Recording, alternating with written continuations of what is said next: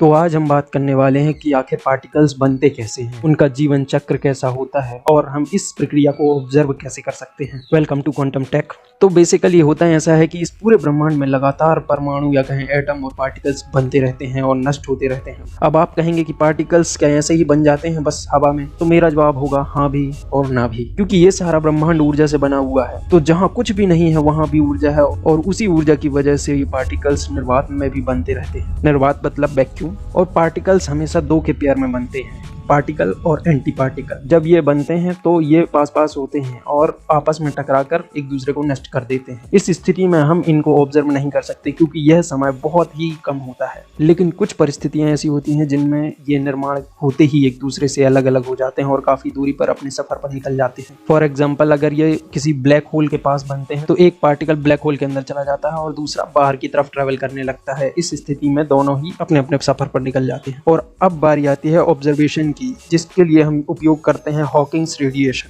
तो Hawkins radiation ही वो चीज़ है जिसकी वजह से हम इन्हें ऑब्जर्व कर सकते हैं और इनके जीवन चक्र को समझ सकते हैं और कुछ आउटपुट निकाल सकते हैं। अगर कोई प्रश्न रह गया हो तो कमेंट कर दो। मिलते हैं नेक्स्ट वीडियो।